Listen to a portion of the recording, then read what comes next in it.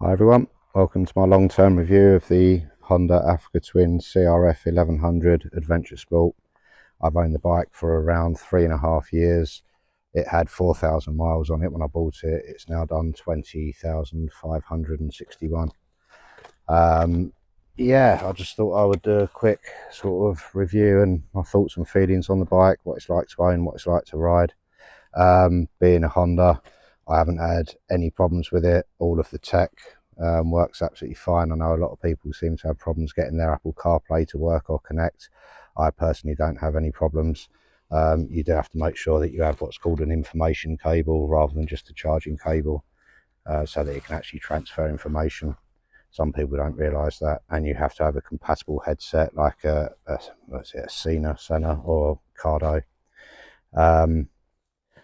Yeah, I mean, it's my first ever real adventure bike. I did have a Suzuki V-Strom, the first edition, many years ago that I bought just for commuting, which I don't really class as an adventure bike because it didn't have spoked wheels. So yeah, this is my first kind of real adventure bike, and I have to say it is just so good. If you don't own an adventure bike, if you've never had one, they are so versatile. In one ride I went on the really lovely twisty B roads from where I live up to Exeter, went to Bridge Motorcycles, then took the dual carriageway home, stopped at the supermarket, got a load of food shopping, and then, much to my wife's disgust, took the off-road route home. And it just does anything and everything. It's also the only bike I've ever owned where I do not care if it's raining. It can be absolutely peeing down outside and I'll still go for a ride if I want. It just does not bother me, doesn't faze me. You've got, you tend to have more adventure style tyres so they can handle deeper water. A sports bike, you don't want to ride in the rain because you can't ride it how you want to ride it. Whereas this, it doesn't really change things that much. So yeah, it's I find it really pleasurable to ride. The seat, a lot of people complain about the seat being uncomfortable. I think with me it's a lot to do with temperature. Some days I can ride this for an hour and I've got a really sore backside and I want to get off. Other days I can ride it for 6 hours, 7 hours, all day long, only stopping for fuel, and I won't have any problems at all. But I think a lot of that is just to do with what temperature it is. You get sweaty, so I should really get a cool seat cover for it. So yeah, the positives of that, I find the seating position is perfect for me. I'm 5'8". I did, when I first bought the bike and I went on the motorway, it didn't have the air dam, and where I wear a peaked lid, it was hideous. Over an indicated 77 miles an hour, I literally could not see. The vibration or the wind buffeting was that bad, I couldn't read road signs, I couldn't read car license plates. It was just headache inducing. As soon as I got the air dam, that completely stopped. I also have a sports screen on it, a shorter screen, because I do not like sitting in a negative air pressure, and I don't like a negative air pressure zone, and I don't like looking through a screen as well as a visor. I just find it off-putting. I don't like it. So I prefer a clean air blast to my lid. That way the lid's aerodynamics can kind of work as they're designed to, and I just find it a lot more comfortable. The sort of the off-road thing, I mean, this is the adventure sport. It really is a more road-based bike, as a lot of adventure bikes are, really. But the weight of this is, yeah, I don't take it off-road that often at all. I mean, this is the sort of thing I'll do, just light gravel, easy, flat sort of routes. There's a few reasons for that. Number one is tyres. I have the TKC 70 rocks, so they're perfect for this sort of condition, this sort of surface. Anything more, then you need knobblies, and because of the weight of the bike, I'll just wear through them so quickly. I mean, the TKC 70 rocks on the rear will last me around 4,000 miles. On my wife's bike, on her Transalp 750, she gets about 5,000, 5,300. But the weight of this just determines that it just wears through quicker. So if I had proper knobblies on it, I would probably be getting 2,000 miles out of them, I would have thought, maybe a little bit more. But it's not something I really want to be doing all the time, having to keep changing tyres because it just gets too expensive. The other reason I don't take it off-road that much is because of the weight of it, and because I'm not trying to blow my own trumpet or anything, but I grew up doing motocross. I started riding bikes at the age of 7 and it was all off-road. So when I ride off-road, I want to throw a bike about, have fun, you know, and you can do it on this, but to such a small extent. I just can't ride it the way I'd like to ride it. I mean, you can say that's to do with talent, whatever, but the fact is it's just so heavy. You know, science dictates you just can't take bumps, you know, at the sort of speed you would on a motocross or enduro bike. And because of the weight, I'm just afraid that, you know, if I hit, so like down there, there's a bit of broken tarmac. If I was to hit the edge of that at any form of speed, I can't help but feel that I would just absolutely fold the front wheel. You know, the suspension can only take so much, but once you bottom out the suspension, the weight of the bike pushing down on that, I just can't help but feel I'll just annihilate the rims. So that's another reason I don't tend to go off-road that often. And the other reason, and I'm not ashamed to admit this, I can't actually afford to take it off-road that often, because as much as I love to use my bikes and use them for what they're intended, and I do not really high mileage, but I do, you know, sort of average to high average mileage, I like to keep my bikes clean. I like to just keep them in good condition. I don't care if they get dirty, but when they do, I clean them. You know, I make sure everything's right, and I don't want broken panels and scratched up bits all over the bike. So when I go off-road, I'm fully aware that if I drop it, I've got to buy parts for it. Otherwise, I won't be happy with the bike. So the headlight. Now, if I'm going off-road and there's someone in front of me, I don't have a headlight protector on it. And if I get a stone chip in that, or that cracks, that headlight is £1,030. That's without fitting. It's all one unit. So, you know, just someone doing a bit of roosting in front of you, or some random stranger overtaking you, that could cost me £1,000. The side panel, you know, I've got crash bars, but off-road ground isn't even. You can fall down. Stone can easily go through that, or uneven ground, do the side panel. The side panel is £314. This is the thing that gets me. I painted this exhaust cover black. It's originally silver, but before I painted it, I thought I'll buy a spare one, because if the paint doesn't take, or if I ruin it, I just want to be able to put another one on, or if I sell the bike and the new owner wants it standard, I can just slip one on. So I said to my wife, I'm going to have a look and see how much one of those is. Right, it's just a pressed piece of aluminium, just this cover here. I said to her, I guarantee Honda are going to take the absolute piss and charge about 180 quid for that. My wife laughed and said, no, don't be silly, it'll be about 50, 60 pounds. I said, no, it should be about 50, 60 pounds. It won't. They'll charge about 180. I was wrong. For that cover, that single piece of pressed aluminium, £533. Absolutely blows my mind. The exhaust, just the end can, just the muffler, that's only down to here. That's no link pipe, no manifolds, nothing. Just that exhaust is £2,188. The indicators, made in China.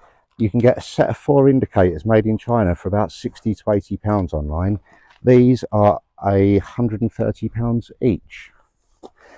So it just, you know, one reasonable light drop on this, and you're talking £2,000–3,000 in damage. You know, I just don't want to pay it out, and I don't want to have that value knocked off the bike when I go to sell it. So yeah, I'm not ashamed to say I can't afford to take it off-road, but I just refuse to pay that sort of prices. It's absolutely insane.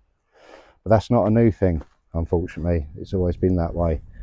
MCN, I remember years ago, I had a GSXR 750 K5. I bought it brand new, and not long after they did an article stating that if you bought that bike new as a bike, it was £7,000. If you bought it in individual parts, I do believe, if I remember rightly, it was £46,000. So if 7,000 turned to 46,000 in parts, imagine what one of these is. It's just ridiculous. And that then means that it's something you have to be aware of. You know, in a couple of years, when these devalue by a couple more £1,000, you can take out a bank loan, ride the bike home, have a stone go through your headlight on the motorway, and the bike could then be an uneconomical write-off, you know. And then, although you can get it repaired, if you then have it classed as a, you know, an insurance write-off, even if it's just cosmetic, some insurance companies then will not insure you, and others want to put the premiums up. So yeah, that's just, you know, that's not the thing about the bike, that's just the thing about manufacturers, and, you know, different story. But you do have to be aware of that. What else did I want to say about? Yeah, I haven't had any problem with the tech. Oh god, the anti-wheelie control. Oh my god, worst system I've ever known in my life. Like, as in, when I bought the bike, I thought, oh, anti-wheelie control, that's quite interesting. What I assume is the bike will detect a wheelie, balance the throttle, and then very slowly shut the throttle off so that the bike comes down in a nice, controlled manner.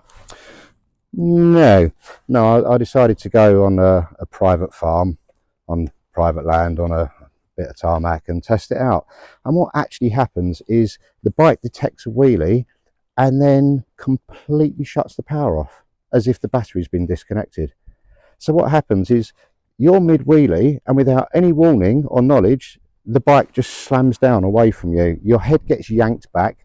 You're then completely out of control. The bike slams on the floor. If it isn't bang level, you're going to go into a tank slapper. And then when you hit the ground and you're still sort of, your body is still out of control and you've probably fallen back on the accelerator, it then detects you're not doing a wheelie anymore and gives you back full power whilst the hand's back on the accelerator, which then can start the process all over again. It is absolutely atrocious. I can't believe that anybody thought that was a good idea. And whoever sort of even thought of anti-wheelie control, like, you know, I'm not reckless on public roads by any means, but you should never be invited to another party again. And once where's a good example? Once I was off-roading and I forgot to turn off the anti-wheelie control, and there was a part like this where it's broken tarmac and you've got a ridge, and there was another one before it. So as I've approached it, I thought, I'll just get on the back wheel, only slightly, just get on the back wheel, and then I'll land the front wheel after that ridge. I'd forgotten to turn off the anti-wheelie control. It detected the wheelie and literally slammed the wheel down right onto the edge like that. And it just sends you out of control, and you just think, I mean, it's a different video altogether, but this is my first bike with tech. I've never even had a bike with ABS before. And to go from nothing to this is just, it's overwhelming. It is so overwhelming.